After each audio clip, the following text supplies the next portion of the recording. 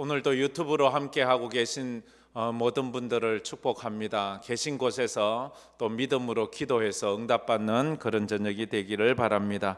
우리 다 같이 야고보서 5장 13절부터 18절까지 말씀 읽겠습니다.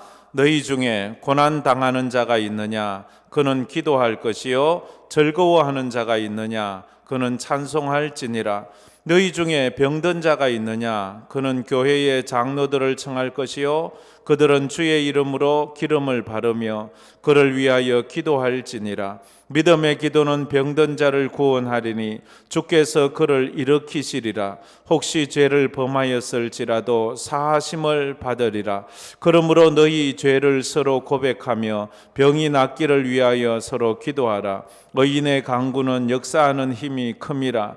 엘리야는 우리와 성정이 같은 사람이로되 그가 비가 오지 않기를 간절히 기도한즉 3년 6개월 동안 땅에 비가 오지 아니하고 다시 기도하니 하늘이 비를 주고 땅이 열매를 맺었느니라. 아멘, 아멘, 할렐루야.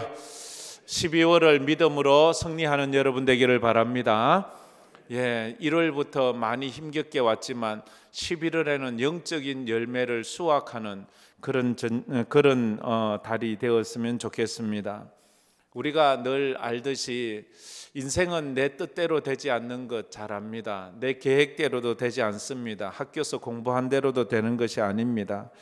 인생은 늘 표현하듯이 럭비공과도 같다고 합니다. 어디로 튈지 모릅니다. 잘 굴러오다가 순간 툭 엉뚱한 데로 튀어 오르기 때문입니다. 잘 가다가 엉뚱하게 쑥 빠지기도 하는 것이 인생인 것 같습니다. 그래서 인생은 끝나기 전에는 끝난 게 아니다 하는 것을 알 수가 있습니다. 그러니까 늘 조심해야 되고 늘 교만하지 말아야 되고 늘 주님 의지해야 돼요. 한순간 시험에 들고 한순간 믿음 잃어버리고 한순간 하나님 앞에서 멀어지기도 해요. 그런가 하면 또 한순간 하나님 앞에 가까이 나오기도 해요. 그게 인생인 것 같습니다. 인생의 위기가 다가올 때가 많습니다. 예기치 않은 위기가 많이 다가오지요. 그 위기 가운데 몇 가지가 있잖아요. 경제적인 위기도 그렇고 인간관계의 위기도 그렇고 그렇게 친했던 사람이 한순간에 그렇게 섭섭하고 서운할 수도 있고요. 또 그렇게 건강하던 사람이 한순간에 그 건강을 순간 잃어버리는 경우를 많이 보았습니다. 참 그렇게 그래서 우리는 언제나 인생의 위기 앞에 하나님을 향한 기도가 있어야 돼요. 그래서 하나님 앞에 위대한 기도를 드리는 여러분 되기를 축복합니다. 내가 어떤 삶이 내 앞에 닥쳐온다 할지라도 주님만 바라보게 해주옵소서. 지금 웃는다고 내일도 웃는다는 보장이 없어요. 지금 배부르다고 내일도 배부르다는 보장이 우리에겐 없습니다. 지금 내가 내 두 다리로 서 있다고 내일도 내 두 다리로 서 있다는 보장은 할 수가 없는 것이 이 세상 아닙니까? 이 세상에는 문제 없는 사람이 없습니다. 아무도 없어요. 한번 옆 사람 보세요. 문제가 없는지. 문제가 없는 것 같아요? 한번 물어보세요. 좀 이따가 당신 문제가 없지요? 아마 없을걸요. 다 문제가 있습니다. 그건 당연히, 왜냐하면 그 사람은 신이 아니기 때문에, 인간이기 때문에 그래요. 그래서 우리는 하나님을 의지합니다. 하나님은 전능하십니다. 하나님은 우리의 기도를 들으십니다. 하나님은 응답하십니다. 할렐루야. 그래서 우리가 기도하는 것 아니에요. 하나님은 전능하시고 하나님은 우리 기도를 아시고 우리의 기도에 응답하시기 때문에 기도하는 거지. 하나님이 전능하지 않고 기도도 모르고 응답도 못한다면 그분에게 왜 기도를 합니까? 성경에서 하나님은 언제나 성도가 고난을 만났을 때 어떻게 해야 되는지를 늘 말씀하는데 그 중에 굵직굵직한 거 한 3개만 딱 뽑아본다면 하나님은 고난당한 성도들에게, 죄지어서 이 땅을 걸어가는 성도들에게 첫 번째 하시는 말씀은 이거예요. 두려워하지 말아라. 한번 따라해 봅시다. 두려워하지 말아라. 하나님이 우리 인생에게 첫 번째 하시는 말씀. 그래서 성경에서는 두려워하지 말아라는 말이 참 가장 많이 나오는 말씀 중에 하나입니다. 신학자들은 365번 나온다나요? 그럼 매일 하루에 한 번씩 두려워하지 말라고 그렇게 말하는. 밤길을 가자면요 두려워요. 인생의 어두움을 가자면 무서워요. 얼마나 무서운지 알아요? 밤길보다 더 무서운 건 혼자 가는 거예요. 두 번째로 하나님이 늘 두려워하지 말라는 말만큼이나 많이 하는 말은 내가 너와 함께함이라, 이렇게 말해요. 따라해 봅시다. 내가 너와 함께함이라. 하나님 성경에서 두려워하지 말아라. 그리고는 꼭 나오는 말씀이 있어요. 내가 너와 함께한다. 내가 너의 목자다. 내가 너의 하나님이다. 내가 너를 지켜준다. 늘 이게 거의 짝처럼 나오는 그런 말씀들을 많이 볼 수 있어요. 여호수아 1장 9절에도 그래서 이렇게 말하죠. 다 같이 한번 읽어봅시다. 내가 내게 명한 것이 아니냐. 강하고 담대하라. 두려워하지 말며 놀라지 말라. 내가 어디로 가든지 내 하나님 여호와가 너와 함께 하느니라 하시니라. 두려워하지 마라. 놀라지 마라. 내가 너와 함께 하겠다 라고 말하잖아요. 우리가 잘 아는 이사야 41장 10절 말씀에도 저렇게 말합니다. 다 같이 읽어봅시다. 두려워하지 말라. 내가 너와 함께함이라. 놀라지 말라. 나는 내 하나님이 됨이라. 내가 너를 굳세게 하리라. 참으로 너를 도와주리라. 참으로 나의 의로운 오른손으로 너를 붙들리라. 할렐루야. 두려워하지 말아라. 내가 너와 함께한다. 이 말씀을 직접적으로 하잖아요. 늘 함께한다고. 인생은 누구나 다 두려운 것 같아요. 그래서 이사야 43장 2절에는 더 은혜로운 말씀을 하죠. 다 같이 읽어봅시다. 내가 물 가운데로 지날 때에 내가 너와 함께 할 것이라. 강을 건널 때에 물이 너를 침몰하지 못할 것이며 내가 불 가운데로 지날 때에 타지도 아니할 것이요 불꽃이 너를 사르지도 못하리라. 뭐예요? 두려워하지 마. 내가 너와 함께해. 물 가운데 걱정하지 마. 내가 함께 할게. 불 가운데 걱정하지 마. 내가 너와 함께 할게. 우리 인생 가운데 하나님은 언제나 두려워하지 마라. 내가 너와 함께 한다. 그렇게 말씀하셨어요. 그런데 그것만큼이나 또 많이 하시는 말씀이 또 하나 있어요. 기도하라 말해. 한번 따라해 봅시다. 기도하라. 두려워하지 말라. 내가 너와 함께 한다. 너는 기도해라. 그 세 가지 말씀이 다 같은 말씀이라는 거 아세요? 두려워하지 말아야 되는 건 하나님이 우리와 함께 계시기 때문이고, 우리와 함께 하시는 것은 언제나 기도를 통해서 함께 하시는. 기도는 대화가 아니에요. 하나님은 나와 대화하세요. 물 가운데서도 대화해요. 불 가운데서도 대화해요.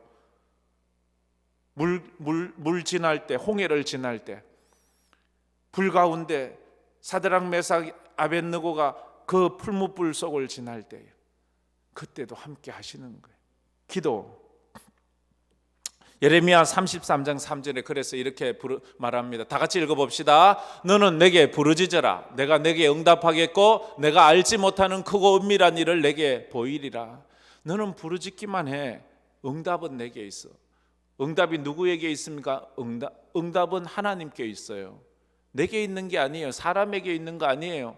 응답은 하나님께 있어요. 응답은 하나님이 하시는 거예요. 우리는 부르짖기만 하면 되는 거예요. 그래서 시편 50편 15절에도 이렇게 말하죠. 다 같이 읽겠습니다. 환난 날에 나를 부르라. 내가 너를 건지리니 내가 나를 영화롭게 하리라. 환난이 왔느냐? 너는 부르짖어. 그럼 내가 너를 건져줄게. 그러면 그것이 나에게 영광이 될 거야 라고 말합니다. 야곱은 약복강가에서 하나님께 부르짖었습니다.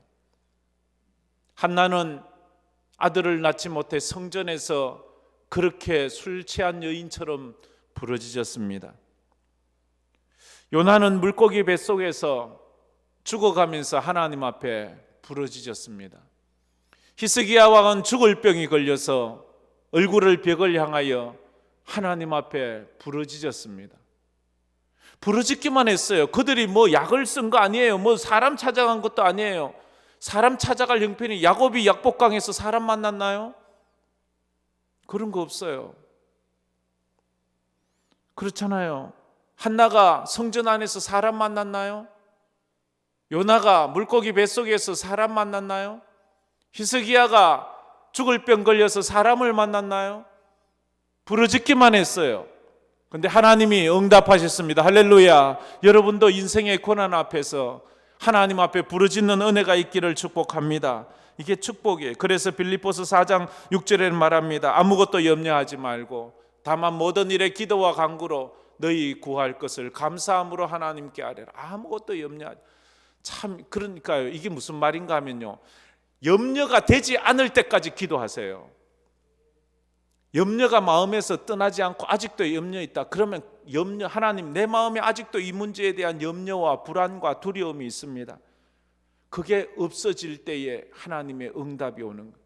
근데 우리는 늘 이 불안을 떨치기 전에 또 일어나니까 또 여전히 이 불안한 거예요. 또 두려운 거예요. 또 염려가 오는 거예요. 이 염려가 떠나야지만 믿음이 확실히 내 자리에 확 들어오거든요. 우리 몸이 아프고 고통스러움을 느끼는 것 좋은 건가요? 나쁜 건가요? 우리 삶이 가난해지는 것, 외로워지는 것 좋은 건가요? 나쁜 건가요? 이것이 얼마나 좋은 것이라는 것을 깨닫는 순간 하나님의 응답이 오는 거예요. 배고픔을 느끼는 것, 그것 때문에 음식을 먹잖아요. 찾잖아요. 배고픈지 느끼지 못하면 배고픈지도 모르고 살다가 굶어 죽어요. 피곤한 줄 아니까 우리가 그 피곤한 줄 알 때에 쉬어서 우리 육신이 쉬게 만드는 거예요. 피곤한 줄 모르면 계속 움직이다가 과로사로 죽어요. 이 한센스 병, 나환자 분들의 그 병이 뭐예요? 고통을 모르는 거예요. 살이 떨어져 나가고 손가락이 떨어져 나가고 발가락이 떨어져 나가도 고통을 모르는 거예요. 불이 뜨거운지도 모르는 거예요. 그래서 덥석 잡아요. 그래서 이 피부가 다 화상을 입는데도 고통을 몰라요. 추운데 그냥 다녀요. 동상이 걸려도 이게 동상이 그 아픈 줄 모르는 거예요. 우리 인생에 있어서 배고픔을 느끼고 피곤함을 느낀다면 하나님 감사해요. 배고픔을 알게 하셔서. 하나님 감사해요. 외로움을 알게 하셔서. 하나님 감사해요. 서러움을 알게 하셔서. 그래서 하나님 의지하는 거예요. 하나님 감사해요. 두려움을 느끼게 해서. 그래서 하나님의 도움을 구하는 거예요.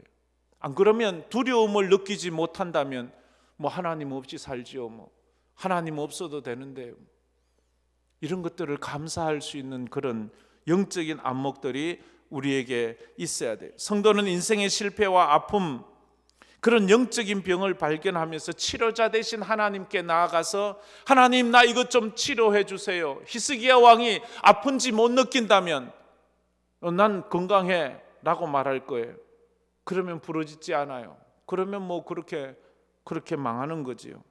그래서 오늘도 우리가 하나님 앞에 기도의 필요성을 느끼게 하신 그 하나님께 감사를 드립니다. 할렐루야. 그래서 오늘 나왔잖아요. 오늘 뭐 축구 있다던데, 뭐 오늘 뭐 피곤한데, 뭐 오늘 추운데 뭐 안 나오도 되는데, 난 기도해야 돼. 나는 기도하지 않고는 안 돼. 하나님 앞에 부르짖어야 돼. 이런 필요를 느끼게 하신 그 하나님의 은혜가 있는 거예요. 내 기도하는 그 시간 그때가 가장 귀하다. 이 세상 근심 걱정에 얽매인 나를 부르사 내 진정 소원 주 앞에 낱낱이 바로 아래요. 건불행 당에서 벌테 나 위로 받게 하시네. 그래서 기도하게 하셔서 위로받게 하시는 거예요. 오늘 우리가 읽은 야고보서는 초대교회는 다 어려웠잖아요, 그죠? 성도가 이 땅을 살아가면서 시험을 만났을 때 성도는 어떻게 해야 되는지 가르쳐요. 크게 세 가지를 말해요. 시험을 만났을 때 성도는 첫째, 인내해야 된다. 둘째, 믿음은 행함이 있어야 된다. 셋째, 우리가 읽은 말씀 야고보서 야고보 사도는 제일 끝부분에, 야고보서 제일 끝부분에 마지막으로 가르치는 것이 기도예요. 우리가 오늘 마지막 부분을 읽었잖아요. 마지막에 성도는 고난 중에 기도해야 된다라는 거. 시험을 당했을 때, 고난 당했을 때 인내해야 된다. 둘째, 행함 없는 믿음은 죽은 것이다. 어떤 고난과 어떤 시련이 와도 너의 믿음을 행함으로 증명해 보아라. 세 번째, 고난을 당했을 때 기도하라. 그렇게 가르칩니다. 오늘은 그 중에 세 번째, 기도하라, 이 부분이. 기도에는 두 가지 기도가 있어요. 첫째, 믿음의 기도가 있고, 두 번째, 간절한 기도가 있어요. 그걸 엘리야의 기도라 그렇게 말해요. 엘리야의 기도는 믿음의 기도요, 간절한 기도였습니다. 믿음의 기도는 치유의 능력이 있어요. 간절한 기도는 기적의 능력이 있다고 그렇게 말해요. 그래서 치유와 기적, 오늘 본문 말씀에서 그렇게 말합니다. 기도는 누구나 할 수 있어요, 그죠? 그러나 누구나 응답받는 건 아니에요. 바닷가에 가서 누구나 낚싯대를 던질 수 있어요. 그러나 누구나 다 큰 고기를 잡는 건 아니에요. 큰 고기를 잡는 사람이 있는가 하면 하루 종일 있어도 헛물질만 하는 사람이 있어요. 제자들이 그랬죠. 밤새도록 해도 한 마리도 못 잡는 사람이 있는가 하면 한 번 그물을 던졌는데 배가 가득하도록 건져 오르는 사람이 있어요. 여러분이 오늘 기도의 그물을 던져 응답의 물고기를 가득 담기를 주의 이름으로 축복합니다. 이 간절함이 있어야 돼요. 이런 간정이 있어야 돼요. 그러면 누가 믿음의 기도를 할 수 있는가? 13절에 이렇게 말해요. 너희 중에 고난당하는 자가 있느냐? 그는 기도할 것이요.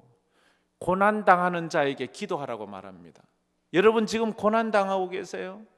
영적으로, 육적으로, 물질적으로, 인간관계적으로 여러 가지 면에서 고난을 당하고 있습니까?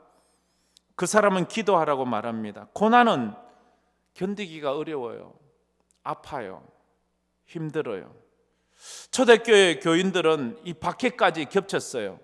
이런 고난 당하는 사람들에게 제시하는, 야고보가 제시하는 해결 방법은 고난 당하는 자는 기도하라 그렇게 말합니다. 자, 따라해 봅시다. 고난 당하는 자는 기도하라. 기도해야 합니다. 근데 어떤 사람은 고난 당하고 있으면서도 기도하지 않아요. 그걸 못 깨달아서 그래요.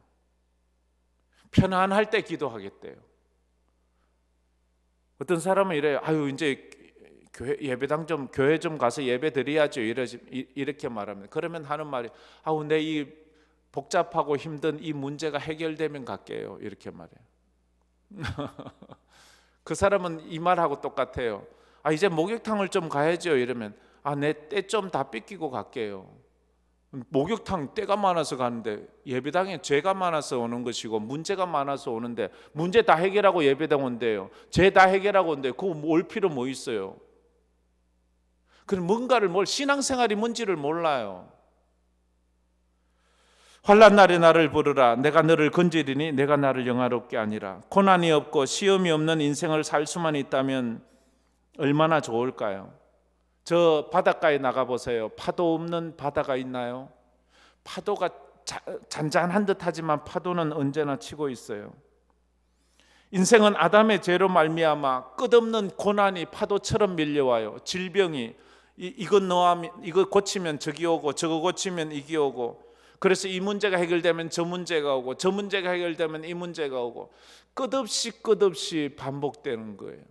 아, 이 문제만 해결되면 좋겠네.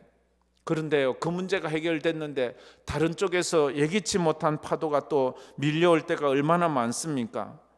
고통과 질병은 우리가 피할 수 없어요. 파도를 피할 수 없듯이 눈물과 고난이 없는 인생은 없어요. 누구에게나 고난이 있어요. 누구에게나 고난이. 그래서 기도해야 되는, 고난 당하는 자 기도하라 했기 때문에. 두 번째로, 또 두 번째 기도할 사람은 누군가요? 14절에 이렇게 말합니다. 14절 말씀을 한번 보면, 너희 중에 병든 자가 있느냐? 그는 교회의 장로들을 청할 것이요 그들은 주의 이름으로 기름을 바르고 그를 위하여 기도할지니라.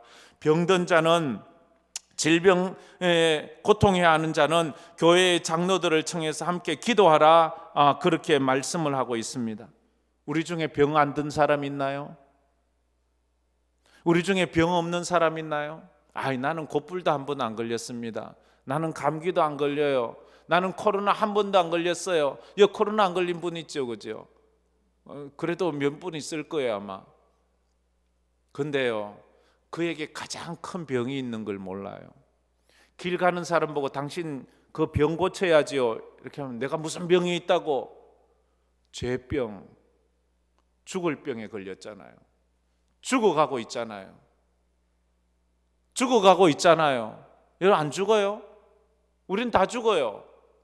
우리는 병에 걸린 거예요. 죄병에 걸린 거예요.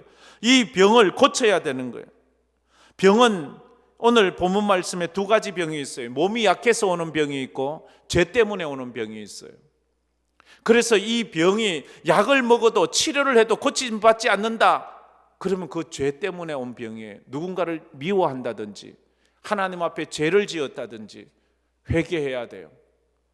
회개해야 될 병이 있어요. 귀신 들린 것도요, 정신적으로 약물로 치료해서 상담받아 고칠 수 있는 정신과 치료가 있는가 하면 그걸로 안 되고 하나님 앞에 회개하고 하나님의 은혜를 받아야지 고침받는 병이 있다고요. 그걸 전부 다 똑같이 취급하면 안 돼요. 몸이 약해서 오는 병과 죄 때문에 온 병을 우리가 구분할 수 있어야 돼요. 아무리 용한 의사 찾아가도 안 돼요. 아무리 용한 의사도 안 돼요. 예수께 나오면 고침받아요. 예수께 나오면 치유가 돼요. 예수께 나오면 다시 회복이 되는 거예요. 이걸 우리가 알아야 돼요. 죄로 인한 병은 죄를 고백해야 돼요. 죄 씻음을 받아야 돼요. 그래서 16절에 이렇게 말씀했죠. 16절 말씀 우리 성경을 보고 다 같이 한번 읽어보겠습니다. 그러므로 너희 죄를 서로 고백하며 병이 낫기를 위하여 서로 기도하라. 의인의 간구는 역사하는 힘이 큼이라. 우리 서로 죄를 서로 고백하고 병이 낫기를 위해서 서로 기도하라. 그렇게 말하면 연말입니다. 이해가 가기 전에 용서할 사람 용서해 주세요. 용서받을 사람에게 가서 용서를 구하세요. 화해할 사람에게 가서 화해를 청하세요. 그렇지 않으면 우리 마음이 병이 걸려서 이게 안 되는 거예요. 정말로 우리가 예수를 믿는 사람이라면, 우리가 예수 믿는 성도라면 주님 안에서 이 해가 가기 전에 이제 우리가 용서를 해야 돼요. 특히 가족들에게 해야 돼요. 부모는 자식에게 용서를 구할 것이 있어요. 자식은 부모에게 용서를 구할 것이 있어요. 그래야 되는 거예요. 사람에게 잘못한 것을 시인하고 그 용서를 구할 때 우리 마음의 병이 확 고침받는다는. 그럼 어떻게 기도해야 합니까? 15절에 믿음으로 기도하라고 그래요. 믿음으로. 15절 말씀 우리 한번 다 같이 읽어보도록 하겠습니다. 믿음의 기도는 병든 자를 구원하리니 라고 말합니다. 주께서 그를 일으키시. 믿음의 기도는요, 치유의 역사가 있어요. 믿음의 기도는 치유에 있습니다. 무엇이든지 마가복음 11장 20절 무엇이든지 기도하고 구하는 것을 받은 줄로 믿으라. 그리하면 너희에게 그대로 되리라. 믿어라. 그대로 되리라. 근데 이게 안 믿어지잖아요. 그러니까요, 믿어질 때까지 기도를 해야 돼요. 기도의 싸움은 그래서 힘든 거예요. 누구나 다 기도는 할 수 있어요. 그렇다고 누구나 다 응답받는 건 아니에요.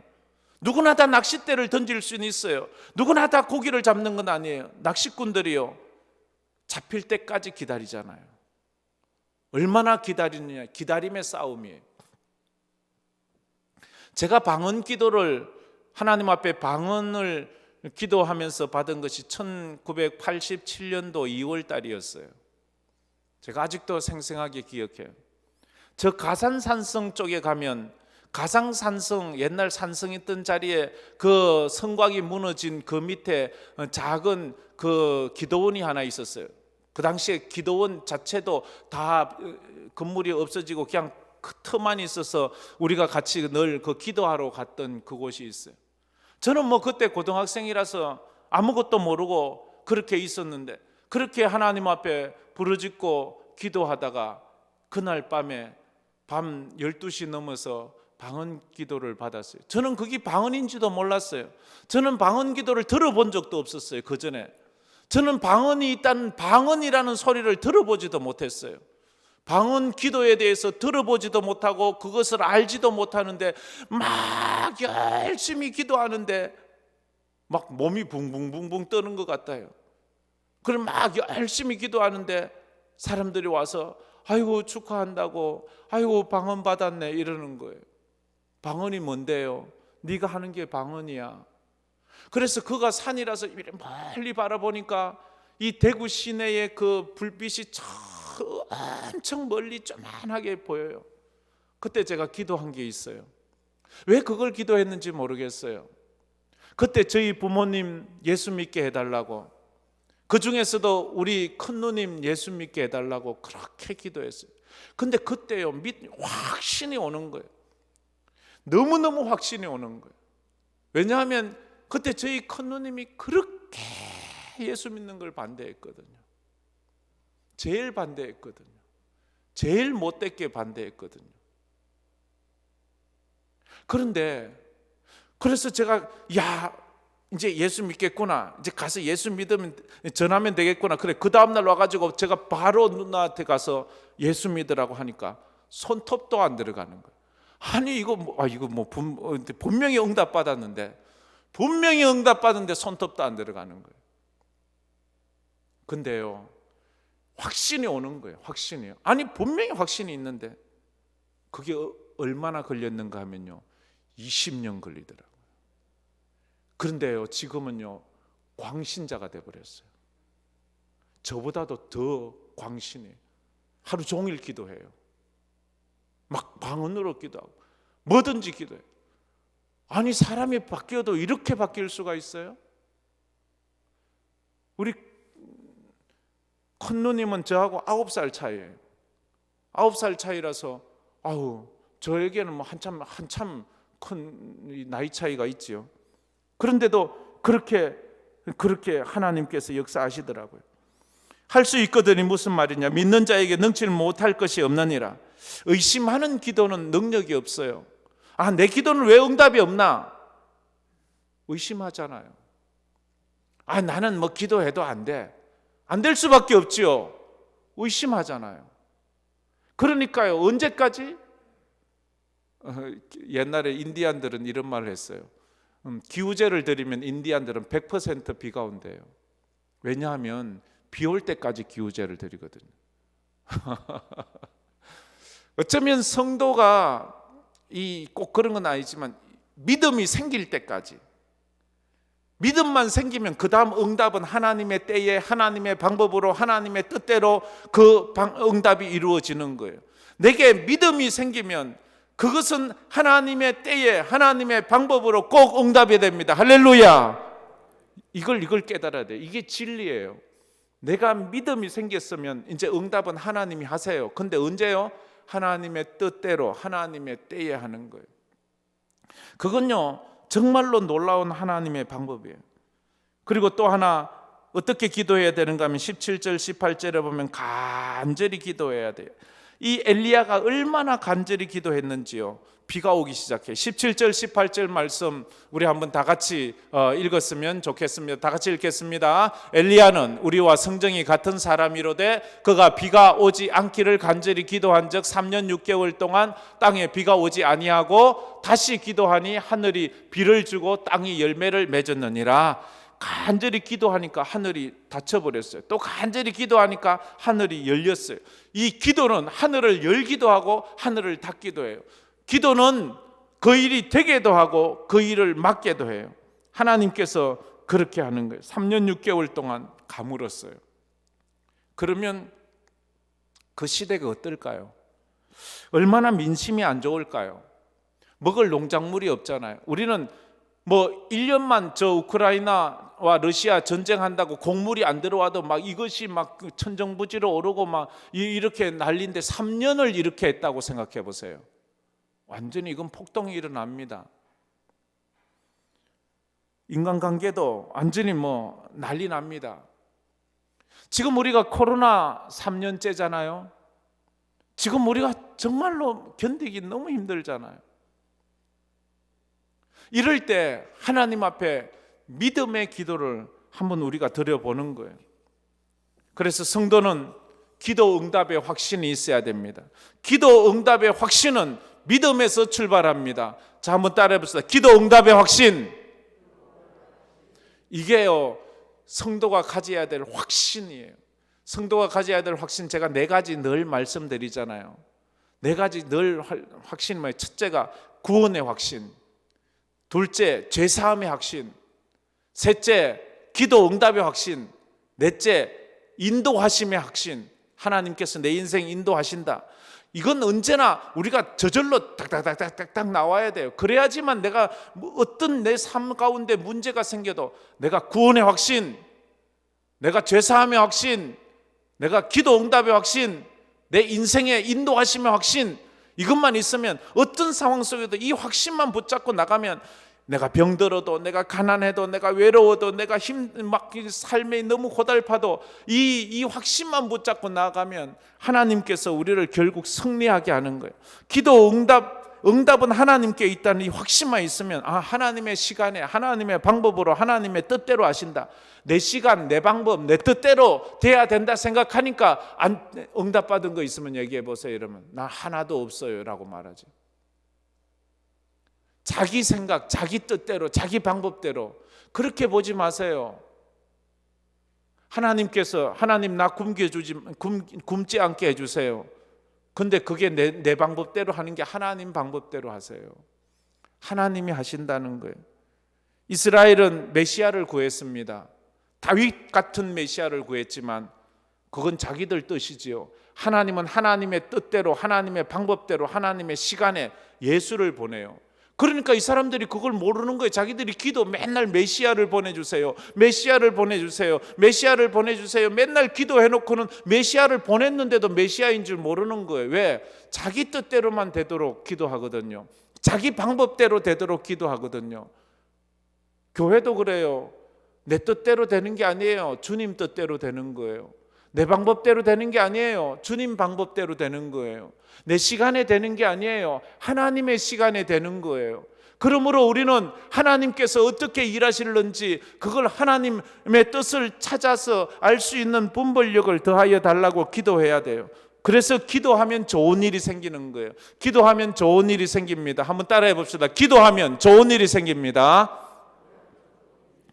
할렐루야. 그래서 기도의 사람이 되십시오. 그러면 하나님이 축복하실 것입니다. 오늘도 이 말씀 붙잡고 한번 이 찬송 부르면서 기도하며 나갔으면 좋겠습니다.